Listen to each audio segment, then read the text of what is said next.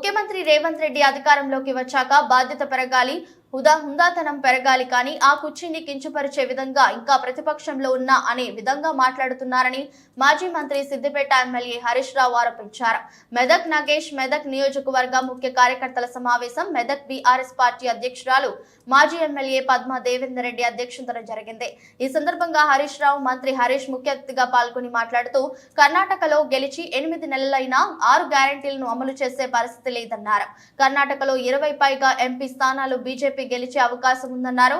Congress party గెలిచే పరిస్థితి లేదన్నారు. కాంగ్రెస్ పార్టీ అధికారంలోకి వచ్చాక మార్పు వచ్చింది అన్నారు. మోటార్లు, ట్రాన్స్ఫార్మర్లు కాలుతున్నాయని, వైరింగ్ దుకాణాలు, ఇన్వర్టర్, జనరేటర్ షాపులు అందుబాటులోకి వచ్చాయని, 24 గంటల కరెంటు ఇస్తామని చెప్పి అధికారంలోకి వచ్చి కాంగ్రెస్ ప్రభుత్వం రోజుకు 14 గంటల కరెంటు ఇస్తుందన్నారు. ఎన్నికల ప్రచారంలో అబద్ధ ప్రచారాలు, గ్లోబల్ ప్రచారం చేశారన్నారు. కాంగ్రెస్ పార్టీ అధికారంలోకి రాగానే ఏకకాలంలో 2 లక్షల రుణమాఫీ ఫైల్ మీద సంతకం పెడతామన్నారు. 2 నెలలైనా అమలు చేయలేదన్నారు. రుణమాఫీ చేయకుండా పార్లమెంట్ ఎన్నికలకు పోతే కాంగ్రెస్ పార్టీకి ప్రజలు ఓట్లు వేస్తారా అని ప్రశ్నించారు. ఈ కార్యక్రమంలో మెదక్ నియోజకవర్గ ఇన్ఛార్జి తిరుపతి రెడ్డి, రాష్ట్ర నాయకులు ఇఫ్కో డైరెక్టర్ దేవేందర్ రెడ్డి, మాజీ MLC R Satyanarayana, municipal chairman municipal Chandrapal, Medak నియోజకవర్గంలోని పట్టణ మండలాల పార్టీ అధ్యక్షులు ఎం గంగాధర్, అంజగౌడ్, గజవాడ, నాగరాజు, మహేందర్ రెడ్డి, రాజు, విష్ణువర్ధన్ రెడ్డి, సుధాకర్ రెడ్డి, ఎంపీపీలు షేరి, నారాయణ రెడ్డి, యమున జయరాం రెడ్డి, దిశెట్టి సిద్దిరాములు, శంకరంపేట ఆర్ జడ్పీటీసీ మాధవిరాజు, సర్పంచ్లు, ఎంపీటీసీలు, నాయకులు, కార్యకర్తలు అధిక సంఖ్యలో పాల్గొన్నారు. మళ్ళా కాంగ్రెస్ వచ్చింది, మార్పు వచ్చింది, మళ్ళా దుకాణాలన్నీ గోపైతుంది. ఇది వాళ్ళు తెచ్చినటువంటి మార్పు. ఇలా వాళ్ళ పరిస్థితి ఎట్లయిపోయిందంటే ఆనాడు ప్రచారంలో అబద్ధాలు, నేడు పాలనలో అసహనం. ఎవరైనా అడిగితే ఏం మాట్లాడుతున్నారు? అయ్యా రైతు బంధు వాళ్ళే అంటే ఎవరైనా కానీ చెప్తూ కొట్టుండే అక్కడ ఒక మంత్రి అనడా లేదా? ఇక ఇంకో మంత్రి, మహిళా మంత్రి అయితే నేను నోట్తో చెప్పలేని మా అక్క చెల్లెలు ఉన్నారు, రైతు బంధు పట్టలేదు, పడలేదంటే ఆగుతలేదు అంటున్నారు. ఇటువంటి మంత్రులు ఇలా అధికారంలోకి వచ్చిన తర్వాత ముఖ్యమంత్రికైనా మంత్రులకైనా సంయమనం ఉండాలి. పదవి వస్తే బాధ్యత పెరగాలి, పదవి వస్తే హుందాతనం పెరగాలి. కానీ ఆయన రేవంత్ రెడ్డి మాట్లాడే మాటలు ఎట్లున్నాయంటే ఆ ముఖ్యమంత్రి పదవి యొక్క హుందాతనాన్ని దెబ్బతీసి ఉంటాడు. ఆ కుర్చీని కించపరిచే విధంగా ఆయన మాట్లాడుతూ ఉన్నాడు. ఇంకా ఏదో ప్రతిపక్షంలో ఉన్నా అన్నట్టుగా మాట్లాడుతూ ఉన్నాడు. నిజానికి ఏమడిగినా మనం మీరు చెప్పిందే అడిగినాం. ఆయన చెప్పలేదా? మేము రాగానే డిసెంబర్ 9వ తారీఖు నాడు మొదటి సంతకం 2 లక్షల రుణమాఫీ మీద పెడుతున్నా అనడా లేదా? ఒకటేసారి 2 లక్షలు మాఫీ చేస్తా అనడా లేదా?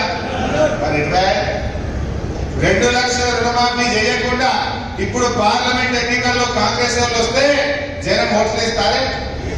మనం జనాలకు సంతానం చెప్పాల్సిన అవసరం లేదు. మనమంటే ఆయనే అన్నాడు 9వ తారీఖే ఇస్తా, ఒక్కటేసారి చేస్తా అనడా లేదా? మరి అలా మాట తప్పింది కాంగ్రెస్ పార్టీ. ఆనాడు రైతు బంధు వేస్తున్నామో అని నేను మాట్లాడితే ఎలక్షన్ కమిషన్ కంప్లైంట్ చేసి రైతు బంధు పైసలు పడకుండా ఆపించారు. ఆపుడే కాదు మాకన్నారు, ఇప్పుడైతే 10,000, రేపు మేము వస్తే 15,000 అంటారు. వచ్చినాయా 15,000? మా ఊళ్ళు అని చెప్పి పట్టుకొని ఎదుర్కొని వచ్చేస్తారు. మా ఆంజనేయులు కౌన్సిల్ నిలబడ్డా, మా విజయలక్ష్మి నిలబడ్డా, 7 విజయంగా ఇగరా టీఆర్ఎస్ లో దొరకబడుతూ ఓట్లు చేసే పరిస్థితి వస్తుంది. అంటే ప్రజలకు అర్థమైతుంది విషయం. ఇలా కర్ణాటకలో 8 నెలలకి మనసు పట్టింది. మన దగ్గర కూడా కొద్దిగా షురు అయింది. ఇలా 24 గంటల కరెంట్ అన్నారు. ఎక్కడ కూడా 14-16 గంటల కంటే ఎక్కువ వస్తుంది. 14 గంటలు 16 గంటలే వస్తుంది. 3 సార్లు కాకుండా మోటార్లు కాలుతూనే ఉన్నాయి. నిన్న మా నంగనూరు జెడ్పీటీసీ కలిసింది, ఉమా అని, ఏదో మీటింగ్ పోతే కలిసింది. పాత మోటార్ ఊకే కాలిపోతుందని, అది మోటార్ పాత పడ్డది కదా అని కొత్త మోటార్ కొనుకొచ్చి పెట్టిందట. కొత్త మోటార్ పెట్టి 11 రోజులు అయిందో లేదో అది కూడా కాలిపోయింది. మళ్ళా కాంగ్రెస్ వచ్చింది, మార్పు వచ్చింది, మోటార్లు కాలేదు షురు అయింది. మోటార్లు కాలు పెట్టి ఊళ్ళో నువ్వు కేసీఆర్ వచ్చిన ఇలా కాంగ్రెస్ వాళ్ళు వచ్చినాక ఏమైందంటే కొన్ని కొత్త దుకాణాలను ఓపెన్ అవుతున్నాయి. మళ్ళా వ్యాపారాలు పెరిగినాయి, కొన్ని వ్యాపారాలు ఏం వ్యాపారాలు పెరిగినాయి? కరెంట్ మోటార్లు వైండింగ్ చేసే దుకాణాలు కొత్త కొత్తగా వస్తున్నాయి, వ్యాపారం పెరిగింది. ఇన్వర్టర్లు, కన్వర్టర్లు, జనరేటర్లు అమ్ముకునే దుకాణాలు మాత్రం మోపోయింది. మళ్ళా వాడి కంపెనోడు ఇక కాంగ్రెస్ వచ్చిందిరా పోయి అని వాడు ఇన్వర్టర్లు తయారు చేస్తుండు, జనరేటర్లు తయారు చేస్తుంది శురువైంది. ఇలా వాళ్ళ గిరాకీ మాత్రం మళ్ళీ పెరిగింది. ట్రాన్స్ఫార్మర్లు కాలిపోవడం శురువైంది. ట్రాన్స్ఫార్మర్లు మోటార్ వైండింగ్ చేసే దుకాణాలు కూడా మళ్ళా ట్రాన్స్ఫార్మర్ రిపేర్ దుకాణాలు కూడా మళ్ళీ కొత్త కొత్త వస్తా ఉన్నాయి. కేసీఆర్ వచ్చింది ఇవన్నీ మూత వాళ్ళే. మోటార్ వైండింగ్ దుకాణాలు లేవు, ఇన్వర్టర్ల దుకాణాలు లేవు, జనరేటర్ల దుకాణాలు లేవు, ట్రాన్స్ఫార్మర్లు మరమ్మతు చేసేది సచ్చిదా అంటే వాళ్ళ నోడికి మొక్కాలి. అన్ని రకాల అబద్ధాలు చెప్పే ప్రయత్నం చేసింది. ఇలా విషయాలు అర్థమవుతుంది, ఒకటొకటిగా ప్రజలకు అర్థమవుతుంది. మనం చాలా కష్టపడ్డ పార్టీ. మనం ఏమి కానే కాదు రానే రాదన్న తెలంగాణ తెచ్చిన కేసీఆర్ మనతో ఉన్నాడు కాదా? నమ్మిందా కేసీఆర్ తెలంగాణ తెస్తా అంటే? కేసీఆర్ తెలంగాణ తెచ్చింది కనుకనే రేవంత్ రెడ్డి అంటే ముఖ్యమంత్రి అంటే నేను అడుగుతున్నాను. ఆంధ్రప్రదేశ్ అది కేసీఆర్ అంటే భిక్ష కదా. ఆంధ్రప్రదేశ్ రైతురా పల్లకనే చంద్రబాబు నాయుడు ఉంటుండే కదా, లేకపోతే ఇంకా జగన్మోహన్ రెడ్డి గారు ఉంటుండే కావచ్చు. ఇలా తెలంగాణ వస్తేనే కదా పోయినారు. అది కేసీఆర్ పెట్టిన భిక్షని. కేసీఆర్ సాగు నోట్లో తలబెట్టి తెలంగాణ తెచ్చింది కనుక ఇలా తెలంగాణ కొద్దిగా పచ్చబడ్డది, తెలంగాణ రాష్ట్రమైంది. ఇవన్నీ కూడా ప్రజలు గమనిస్తా ఉన్నారు. మనం కూడా మన జాగా మనం కూర్చోవద్దు. ఇప్పుడు చాలా విషయాలు పద్మ మాట్లాడింది, ఆంజనేయులు గారు మాట్లాడిండ్రు, తిరుపతి అన్న మాట్లాడిండ్రు, నేను మాట్లాడినా. మీకు సమస్య అయింది కదా. ఈ మిచ్చన మీరు ఊర్లలో కూర్చుని పెట్టేద్దా? కసిరి కాడ కూర్చున్న కారణం, బీటి కారణం, నాట్లు వాడే కారణం, 10 మందిలో కూర్చున్న కారణం, బస్సులో పోగాను బస్సులో పక్కపొట్టలతో ముచ్చట పెట్టేద్దా? మనం ప్రజలలో మనం ఎండ పెట్టాలో వద్దా? వాళ్ళు చేయలేదా దుష్ప్రచారం? వాళ్ళేమో అబద్ధాలు చెప్పి మనం నిజాలు చెప్తాం, ఉన్నది చెప్తాం, వాస్తవాలు చెప్తాం, ప్రజల్లో చర్చ పెడదాం. ఎక్కడికక్కడ మనం ప్రజల్లో చర్చ పెడితే అదే ప్రజలు మళ్ళీ మన కేసీఆర్ వైపు వాళ్ళే వస్తారు, మళ్ళీ అధికారం ఇస్తారు అని చెప్పి మనం చేస్తాం. సో మిత్రులారా, మరి ఈ స్ఫూర్తిని కొనసాగిద్దాం. దయచేసి కార్యకర్తలందరూ కూడా మీ గ్రామాల్లో, వార్డుల్లో పార్లమెంట్ ఎన్నికల కోసం ఇప్పటి నుంచి సమయాంతం కావాలి. 4000 పింఛన్ రాలే కదా, అది అయిపోయినాయి అంటే లేదా?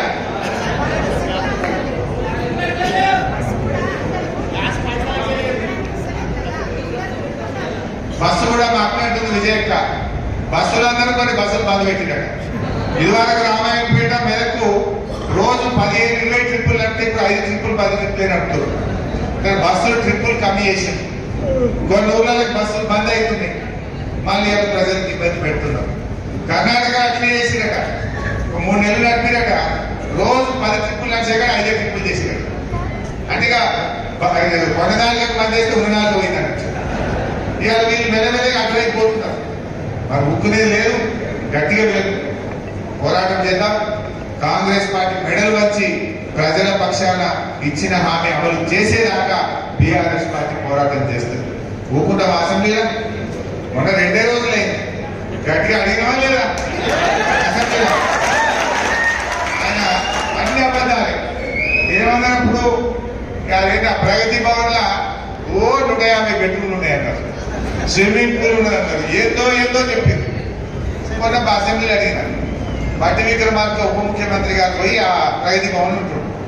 బట్టి గారు ఇప్పుడు నువ్వే ఉంటున్నావు కదా ప్రగతి భవన్ లా, కేసీఆర్ కట్టిందంట. ఇప్పుడు చెప్పు ఇక ఎన్ని బెడ్రూమ్లు ఉన్నాయో, స్విమ్మింగ్ పూల్ ఉన్నదో చెప్పగా బట్టి గారు మొన్నటిదాకా మస్తు చెప్తుంది కదా అంటే మంచిగా నవ్వుతున్నాడు. ఇక తిండికి తలకాయ పెట్టి నవ్వుతుండే తప్ప లేచి చెప్తలేడు. నిజం ఉంటే చెప్పాలా వద్దా? ఏమేమి బయటకు వచ్చి చెప్పద్దా? బంగారు బాత్రూమ్ లాంటివి, స్విమ్మింగ్ పూల్ లాంటివి వీడియో తీసి చూపించే బయటకు ఏడవైనా ఏమండి అంటే ఎన్ని జూటా మాటలు, ఎన్ని అబద్ధాలు చెప్తారు అనడానికి ఇవన్నీ ఒక ఉదాహరణ చెప్పి మనం చేస్తాం. అప్పట్లో దావోస్ పై మన కేటీఆర్ గారు పెట్టుబడులు వేస్తే ఏ దావోస్ బాబు దండిగా పైసలుగా రావాలి. మరి ఇప్పుడు ఇద్దరు పోయిందంటే గుంపు పైసలు మరి మీరెందుకు పోయి మీరు దండగా. మా అన్నదమ్ములు, మా అక్క చెల్లెలు కూడా ఆలోచించాలని చెప్పి కూడా నేను ఈ సందర్భంగా విజ్ఞప్తి చేస్తా ఉన్నాను. సో ఏది ఏమైనా భవిష్యత్తు మనకే ఉంటుంది. మరి మీరు ఇలా చాలా ఓపిక ఉన్నారు. మీ ఉత్సాహం చూస్తూ ఉంటే నాకు కూడా నమ్మకం కలుగుతా ఉంది. ఈ ఎంపీ ఎన్నికల్లో ప్రతి కార్యకర్త కూడా మీరు ఒక్కొక్కరు కూడా కష్టపడి మెదక్లో మనం ఎంపీ ఎన్నికల్లో మన బీఆర్ఎస్ పార్టీకి మెజార్టీ తెచ్చే బాధ్యత మనం అందరం కలిసి తీసుకున్నాం. తెద్దామా వద్దా? ఏ ఊర్లో మనం తక్కువ వచ్చినాయో ఆ ఊరోళ్ళు, ఆ కౌన్సిలరు, ఆ వార్డు ప్రజలు పట్టుబట్టాలి, కార్యకర్తలు మనం మెజార్టీ తీసుకురావాలి. ఇలా ప్రజల్లో కూడా చర్చ స్టార్ట్ అయింది. ఓడిపోయినా పద్మా గారు అందుబాటులో ఉంటున్నారు, ప్రజల్లో తిరుగుతూ ఉన్నారు, ప్రజల కష్ట సుఖాలు పట్టించుకుంటా ఉన్నారు. ఇవన్నీ కూడా ప్రజలు ఆలోచిస్తున్నారు. నేను పోయినసారి మెదక్ మెడికల్ కాలేజ్ శాంక్షన్ చేసిన, అది ఈ విద్యా సంవత్సరం అడ్మిషన్స్ జరగాలి. మరి ఈ సంవత్సరం ఆ కాలేజీ స్టార్ట్ అయ్యి పిల్లలకు అడ్మిషన్స్ జరిగితే మరి మనం తెచ్చిన దానికి ఒక సార్థకత ఉంటుంది. మరి మనమైతే ఒక సంవత్సరం 8 కాలేజీలు పెట్టాం, ఒక సంవత్సరం 9 పెట్టాం. ఈ సంవత్సరం 8 కాలేజీలు ప్రారంభించాలని అందులో మెదక్ కూడా పెట్టాం. అది ప్రారంభం అవుతుందని నేను ఆశిస్తా ఉన్నా. సో అట్లా పనులు జరగాలని మన తల్లాడి. అంటే మెదక్కు రైలు తెచ్చింది పద్మమ్మ గారు, మెదక్కు జిల్లా తెచ్చింది పద్మమ్మ గారు, మెదక్ పక్కన రోడ్లు ఎంత మంచిగా జరిగినాయి, ఎన్ని చెక్ డ్యాములు కట్టినాం. కాళేశ్వరం నీళ్లు మెదక్కు హల్దీలో తేలేదా? మనం కాళేశ్వరం నీళ్లు తెచ్చి పంటలు ఎండిపోకుండా కాపాడుకునే ప్రయత్నం చేసినాం. ఇట్లా మంచి జరిగింది. సరే, అప్పుడప్పుడు కొంత దురదృష్టవశాత్తు ఏంటంటే నిజం గడప దాటక ముందే అబద్ధం ఊరంతా చూపిస్తుంది అన్నట్టు మనం చేసిన మంచి పని బయటకు పోలేదు. వాళ్ళు చేసిన దుష్ప్రచారం, అబద్ధాలు, గోబల్స్ ప్రజల దగ్గరికి పోయింది. మా యూత్ కూడా కనబడుతున్నారు. మీరు కూడా రీల్స్ చేయండి. ఇప్పుడు ఆ రీల్స్ ఏమో చేసుకుంటూ పెట్టారు కదా మొన్న. ఇప్పుడు మీరు కూడా రీల్స్ చేయండి. ఏమైనా మీ ప్రాధాన్యత ఏంటి? దేశానికి అన్నం పెట్టే రైతు ముఖ్యమా, నీకెవరు ముఖ్యమో అని నేను అడుగుతా ఉన్నా. కరోనా లాంటి కష్టకాలంలో కేసీఆర్ ఇవ్వగలిగినప్పుడు మీరెందుకు ఇవ్వలేకపోతున్నారు అని చెప్పి నేడు ఈ కాంగ్రెస్ ప్రభుత్వాన్ని అడుగుతా ఉన్నాను. ఇవన్నీ కూడా మీరు చర్చ పెట్టాలి గ్రామాల్లో. దయచేసి ప్రజల దగ్గర తండాలకు పోండి. తండాలకు మనం ఏం తక్కువ చేసినాం? వాళ్ళకి అన్ని అబద్ధాలు చెప్పింది మీరు. తండా ప్రజల దగ్గర కూర్చొని మంచిగా వాళ్ళకి అర్థమయ్యేటట్టుగా చెప్పండి. ఇవాళ మన కేసీఆర్ తండాను గ్రామ పంచాయతీ చేసింది. తండాలో ఇంటింటికి నల్లబెట్టి నీళ్లు తాగిపించిండు. తండాలో గల్లి గల్లికి సీసీ రోడ్ వేసిండు. తండాలో చదువుకునే పిల్లలకు విద్యా ఉద్యోగాల్లో 10% రిజర్వేషన్ ఇచ్చిండు. మరి ఇంత మంచిగా చేసిన కేసీఆర్ ను మనం కాపాడుకోవాలని చర్చ పెట్టండి. తండాలో తండా ప్రజల్లో చర్చ పెట్టండి. ఇలా దళిత బంధు మా ఎస్సీ కాలేజీలో కూడా మాట్లాడండి. కేసీఆర్ అంటే ఏడాది కొంతమందికి వచ్చు, మెల్లమెల్లగా అందరూ బయటపడరు. ఇప్పుడు వాళ్ళు ఉదయం బంధు పెట్టింది. ఆల్రెడీ ఇచ్చిన దళిత బంధు బ్యాంకుల డబ్బులు పెడితే బ్యాంకులో పడ్డ పైసలను కూడా ఫ్రీజింగ్ లో పెట్టి దళితుల ఉసురు పోసుకుంటున్నది ఇలా కాంగ్రెస్ పార్టీ. నేను అడుగుతా ఉన్నా, ఆల్రెడీ మంజూరైంది, ఆల్రెడీ డబ్బులు ఇచ్చింది కేసీఆర్, దాన్ని ఎందుకు ఫ్రీజింగ్ లో పెడుతున్నారు అని నేను ఇలా కాంగ్రెస్ పార్టీని అడుగుతా ఉన్నా. దయచేసి ఇప్పటికే ఇచ్చిన దళిత బంధు లబ్ధిదారులకు వెంటనే 10 లక్షల రూపాయలతో ఆ యూనిట్లు గ్రౌండ్ చేయించాలని చెప్పి నేను కాంగ్రెస్ పార్టీని డిమాండ్ చేస్తా ఉన్నా. ధర్నాలు చేస్తున్నాను. బాబా మా గొల్ల కుటుంబాలకు డీడీలు కట్టింది గొర్రెల కోసం. ఇప్పుడు డీడీలన్నా వాపస్ ఇయ్యింది, గొర్రెలన్నా ఇయ్యింది. మీరు ఇస్తామన్నా 2 లక్షలన్నా ఇయ్యింది. ఇవన్నా వద్దా? వాళ్ళే చెప్పిన 2 లక్షలు ఇస్తాం, సీదా ఇస్తామన్నారు. మీరు వచ్చి 2 నెలలైనా ఆ డీడీలు ఇస్తలేరు, గొర్రెలు ఇస్తలేరు. మీరు ఇస్తామన్నా 2 లక్షలు కూడా ఇవ్వకుండా ఇవాళ యాదవులను కూడా ప్రయత్నం చేస్తా ఉన్నారు. నిజంగా మన మెదక్కు ఆ రోజు కేసీఆర్ గారు వచ్చినప్పుడు జిల్లా కలెక్టరేట్ ప్రారంభం చేసుకొని 50 కోట్లు మెదక్ పట్టణానికి ఇచ్చింది కేసీఆర్. 100 కోట్లు ఏడుపాయల అమ్మవారికి ఇచ్చింది మన కేసీఆర్. మన మెదక్కు రింగ్ రోడ్ శాంక్షన్ చేసింది కేసీఆర్. నేను గెలిచిన ఎమ్మెల్యే గారిని కోరుతా ఉన్నా, మరి శాంక్షన్ అయ్యి వచ్చిన పైసలు వాపసు కూడా కొడతారా? వచ్చిన పైసల్ని ఉపయోగించండి, వచ్చిన పనిని తెచ్చిన జీవోను చేయండి, ఇంకా ఎక్కువ పైసలు తీసుకురండి, ఇంకా ఎక్కువ మెదక్కు డబ్బులు తీసుకురండి. కానీ తెచ్చినవి కూడగొట్టే దీన్ని ఏమంటారు? ఇలా ఊరూరికి 15 లక్షలు ఇచ్చింది కేసీఆర్, మెదక్ మున్సిపాలిటీకి 50 కోట్లు ఇచ్చింది, ఏడుపాయల అమ్మవారికి 100 కోట్లు ఇచ్చింది. వాటిని రద్దు చేస్తా ఉంటే గెలిచిన ఎమ్మెల్యే గారు మాట్లాడకపోవడం ఇది శోచనీయం. ఎవరు వచ్చిన పైసలు కూడగొట్టుకుంటారే, వచ్చిన జీవో కూడగొట్టుకుంటారే, తెచ్చిన పైసల్ని కూడగొట్టే దీన్ని ఏమనాలో మరి ఇవాళ మెదక్ ప్రజలు కూడా ఆలోచించాలని చెప్పి కూడా నేను విజ్ఞప్తి చేస్తాను. మీరు కావాలంటే 100 చాలై, ఇంకా 100 కోట్లు ఇవ్వండి, రేవంత్ రెడ్డి గారి దగ్గర తీసుకురండి. మెదక్ పట్టణానికి 50 కోట్లు చాలై, ఇంకా 50 కావాలని చెప్పండి. మా యాదగిరి గారు ఉన్నారు, రామాయణపేటకు కూడా ఆ రోజు 25 కోట్లు ఇచ్చేది కేసీఆర్ గారు. 25 చాలై, అది కూడా వాపసు తెలియాలి. కేసీఆర్ ఇచ్చిన 25 కూడా వాపస్ పోయినాయి. ఇంక 25 తిరిగి మనం అడగాలి కదా. మరి ఇలా మన నాగరాజు కష్టపడి పని చేస్తే ఇలా ఆయన పోలీసు వాళ్ళని పెట్టించి బెదిరించే ప్రయత్నం చేస్తున్నారు. నాగరాజు భయపడే వ్యక్తి కాదు. అవసరమైతే నాగరాజు కోసం మొత్తం బీఆర్ఎస్ పార్టీ ఒక్కటై నాగరాజు లాగా ప్రతి కార్యకర్తను కూడా కాపాడుకుంటుంది. ఎవరు భయపడాల్సిన అవసరం లేదని కూడా మనం చేస్తాం. ఇలా 28 తండాలకు మనం రోడ్డు శాంక్షన్ చేయించాం. ఆల్రెడీ కొన్ని తండాలకు వేసినాం. ఇంకా కొన్ని మిగిలిపోయిన తండాలకు రోడ్లు శాంక్షన్ చేస్తే దాన్ని కూడా క్యాన్సిల్ చేసేసాం. ఎంత టెండర్ పెట్టించి జల్దీ పని చేయిస్తారా? లేదు, ఈ పని మాకు అవసరం లేదని క్యాన్సిల్ చేసి లక్షల మంది అక్క చెల్లెలు 18 ఏళ్ళు నిండిన వాళ్ళు ఉన్నారు. మరి వాళ్ళందరికీ 1,52,00,000 మందికి నువ్వు నెలకు 2,500 ఇస్తావా లేదా? అది ఇవ్వాలి కదా. మరి అది ఇవ్వమంటాకో అని ఇస్తావు, నన్ను అడుగుతావా? మరి నువ్వే అన్నావు ఇస్తాను కనుకనే ఇవ్వమంటున్నాను. నీ 100 రోజులు ఎప్పటిలోగా అవుతుంది? మార్చి 17వ తారీఖు వరకు 100 రోజులు అవుతున్నది. ఏప్రిల్ మొదటి వారంలో ఓట్లు ఉంటాయి. మార్చి 17 లోపు నువ్వు 2 లక్షల రుణమాఫీ, 2,500 బోనస్, 4,000 పెన్షన్ ఇస్తేనే ఏప్రిల్లో ఓట్లు వేస్తారు. ఇయ్యలేదనుకో ఇదే ప్రజలు మళ్ళా కర్రు కాల్చి కాంగ్రెస్ పార్టీ మాత్రమే పేరు కాలేము. మీరు కూడా చర్చ పెట్టాలి. మార్చి 17 100 ఇస్తున్నది. 100 డెడ్ లైన్. 50 రోజులు ఇయ్యద్దని రూల్ ఉంది. 40 రోజులకు ఇయ్యద్దని వాళ్ళు ఆపుతున్నారు. రేవంత్ రెడ్డి ఇంకా 100 నిండా 100 నిండా వాళ్ళు ఆగబడుతున్నారు. ఇప్పుడు 100 ఈజ్ డెడ్ లైన్. నువ్వు 30కి 40 రోజులకి 50 ఉంటే ఆల్రెడీ 50 రోజులకు వచ్చింది. 2 నెలలకు దాటింది. దగ్గర 2 నెలలకు రానే పట్టింది. ఈ మరి ఇప్పుడు ఎందుకు అంటున్నాను? ఇదంతా కూడా వాళ్ళకు గోవంతు ప్రచారం చేశారు. బడ్జెట్ సరిపోదని తెలిసి కూడా, బడ్జెట్ లేదని తెలిసి కూడా ప్రజలను ఆశ పెట్టి మభ్యపెట్టి ఇవాళ ప్రజలను మోసం చేసినటువంటిది ఇవాళ కాంగ్రెస్ పార్టీ. కానీ మనం కూడా గమనిస్తా ఉన్నాం. అదే ప్రజలు తప్పకుండా ఇలా కేసీఆర్ అన్నమాట మీద నిలబడ్డారు. ఆనాడు కరోనా వచ్చింది. కరోనా వస్తే 45 రోజులు లాక్డౌన్. ఖజానాలో పైసలు లేవు, ప్రభుత్వానికి ఆదాయం లేదు. మరి ఆ రోజు కూడా రైతు బంధు వేయాల్సి వస్తే కేసీఆర్ వేసిందా లేదు?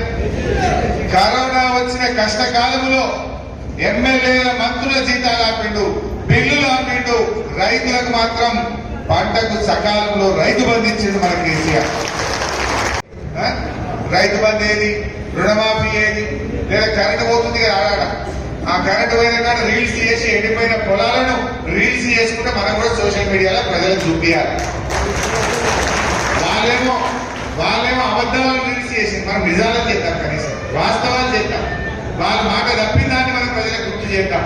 మనం కూడా సోషల్ మీడియాలో వాళ్ళు మాట తప్పిన దాన్ని, వాళ్ళు ప్రజలు మోసం చేసిన దాన్ని ఎండగట్టాలని చెప్పి కూడా నేను కార్యకర్తని కోరుతాను. బట్ ఫైనల్ గా నేను చెప్పేది ఒకటి, ఎవరు అధైర్యపడకండి. ఏ కార్యకర్త కష్టం వచ్చినా పార్టీ అన్ని రకాలుగా మీకు అండదండలు అందిస్తుంది, మిమ్మల్ని కాపాడుతుంది. ఇప్పుడు చీకటి పోయినాక ఏమొస్తుంది? ఓటమి పోయినాక వచ్చేదంటే అంతే. చీకటి రాత్రి అయినాక పొద్దుగాల తెల్లాల్సిందే కదా. రాత్రి ఏంటంటే పొద్దున వెళ్తూ రావాల్సిందే. ఓటమి తర్వాత వచ్చేది గెలుపు. ఖచ్చితంగా గెలుపు వస్తుంది. మెదక్లో మళ్ళా మనం గులాబీ జెండా ఎగరేస్తాం. ఇది ఒక చిన్న స్పీడ్ బ్రేకర్ లాంటిది. స్పీడ్ బ్రేకర్ ఉంటే బండి మెల్లగైతుందా లేదా? ఆ దాటినాక ఏమైంది? మళ్ళా పికప్ అయి మళ్ళీ స్పీడ్ గా పోదా? గ్యారంటీగా స్పీడ్ బ్రేకర్ దాటాం. మళ్ళా మన బీఆర్ఎస్ పార్టీని పికప్ తీసుకుంటాం. మెదక్ మీద గులాబీ జెండా ఎగరేసుకుంటాం. సో మీరు కూడా ఏం అధైర్యపడకండి, భయపడకండి. మంచిగా ఉన్న విషయాలు ఆ 420 హామీలు ఉన్నాయి కదా, వాళ్ళు 6 హామీలు అంటారు. 6 కాదు, 420 హామీలు ఉన్నాయి. 420 ఉన్నాయి. ఆ 420ని మీరు ప్రజల్లో చర్చ పెట్టాలి. 6లో కూడా బాగలేవు, 13 ఉన్నాయి. ఇప్పుడు 2 చేసినా ఒక అబద్ధం ఆడతాం. నువ్వు మహిళలది దాని పేరేందో మహాలక్ష్మి పెట్టి, మహాలక్ష్మిలో 3 ఉన్నాయి. ఒకటి ఉచిత బస్సు, రెండవది 2500, మూడవది గ్యాస్. 3 ఇస్తే మహాలక్ష్మి అనే ఒక హామీ అమలైనట్టు. ఇంటింటికి మంచినీళ్ళు ఇస్తామని ఓట్లలో చెప్పినామా మనం? ఓట్లలో చెప్పకపోయినా అసెంబ్లీలో చెప్పిండు మంచి నీళ్ళు ఇయ్యకపోతే మళ్ళా ఎన్నికల్లో ఓట్లే అడగాలని చెప్పిన దమ్మున్న నాయకుడు కేసీఆర్. రైతు బంధు ఇస్తామని ఓట్లప్పుడు చెప్పినాం మనం, ఓట్లలో చెప్పలే. కానీ రైతులకు సేవ చేయాలనుకున్నాడు, రైతుల కోసం రైతు బంధు పథకాన్ని పెట్టిండు మన కేసీఆర్. అంటే మనం ఎన్నికల్లో చెప్పినే చేసినాం, చెప్పని కూడా చేసినాం. 4 కిలోల బియ్యం ఉంటే 6 కిలోలు చేసినాం పేదలకు. కరోనా వస్తే 10 కిలోల బియ్యం ఇచ్చినాం పేదలకు. మళ్ళా గెలిస్తే ఈసారి సన్న బియ్యం ఇవ్వాలనుకున్నాం, కానీ వీళ్ళు ఉన్న బియ్యం బంద్ చేసినట్టు కనబడతా ఉన్నారు. వీళ్ళు వాస్తవాలు చెప్పాలి, వాళ్ళు ఇచ్చిన మాట నిలబెట్టుకోవాలి.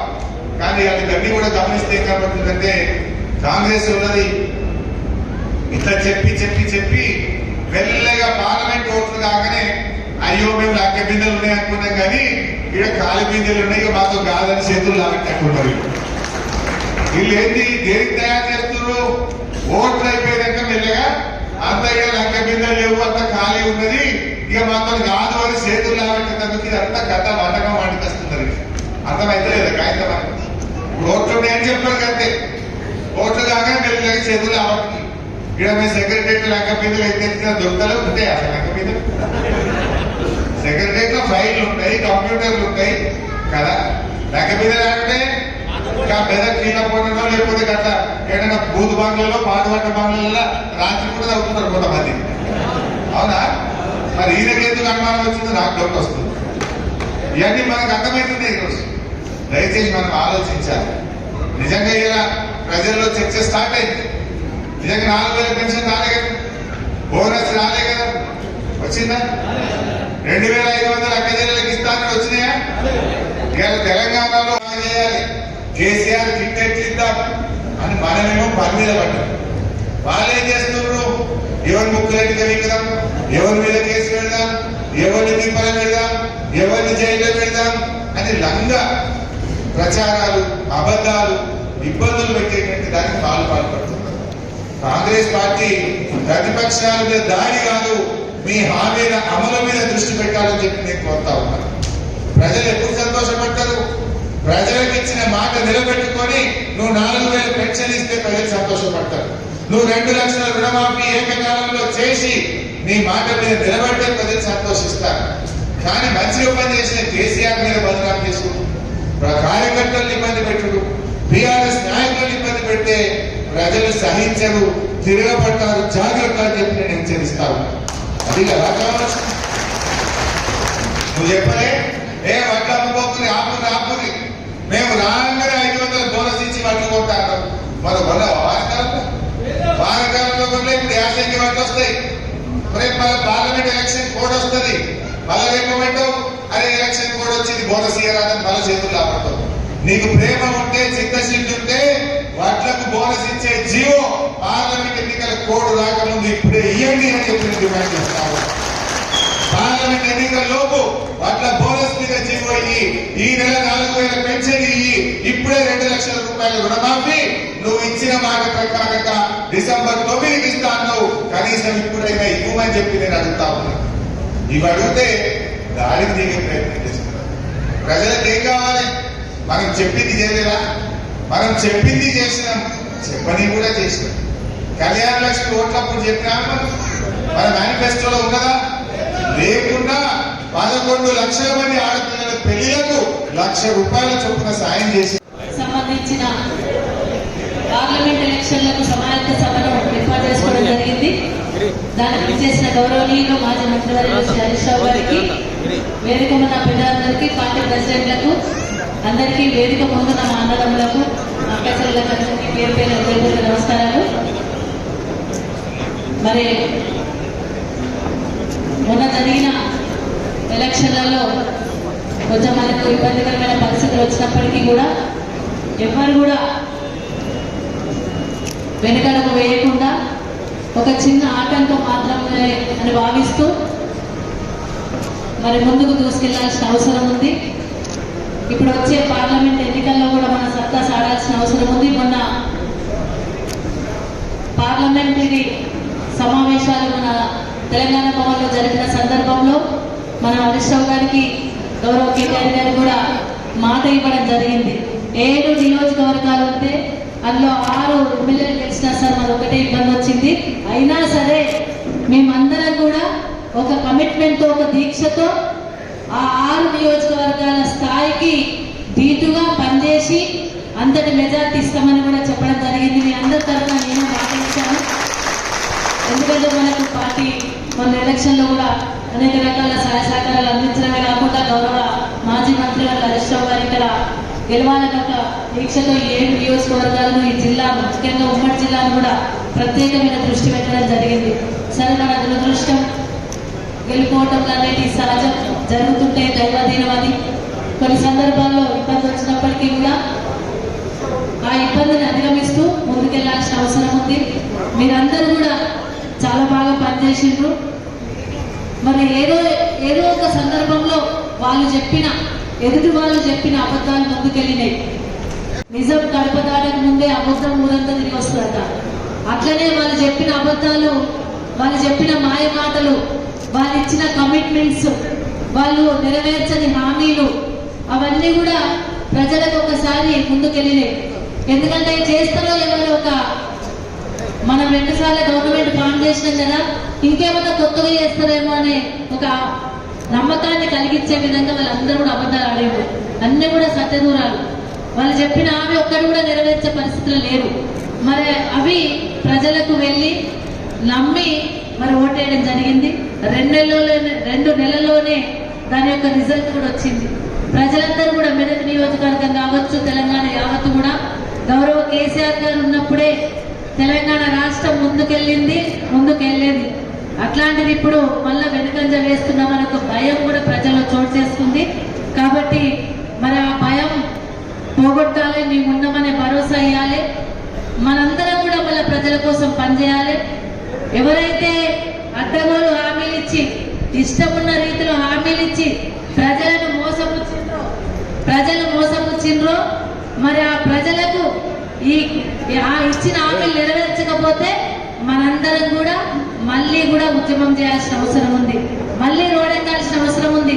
ఇప్పటికే నాకు చాలా సందర్భాల్లో ఫోన్లు వస్తూ ఉన్నాయి, అక్క మాకు రైతు బంధు వల్లే కేసీఆర్ సార్ ఉన్నప్పుడు ఇట్లా టింగ్ మరి మాకు మెసేజ్ వస్తుంటే ఒకటేసారి మా అందరికి రైతు బంధు పడిపోతుంటే రైతు బంధు వాళ్ళని పరిస్థితి వస్తూ ఉంది. కాబట్టి మాకు ఒక భయం అనేది చోటు చేసుకుంది. రేపు ఏ హామీ కూడా నెరవేర్చకుండా ఇబ్బంది పెడతారేమో, మేము మిమ్మల్ని నమ్ముకొని ఉన్నాం, బీఆర్ఎస్ పార్టీని నమ్ముకొని ఉన్నాం, మాకు భరోసా ఇవ్వాలనేది మరి ప్రజల దగ్గరికి వెళ్ళి మరి కొంతమంది న్యూట్రల్ పర్సన్స్ దగ్గరికి వెళ్ళి కూడా మనకు వస్తూ ఉంది. తప్పకుండా వాళ్ళ సైడ్ నిలబడదాం, ప్రజల పక్షాన్ని నిలబడదాం.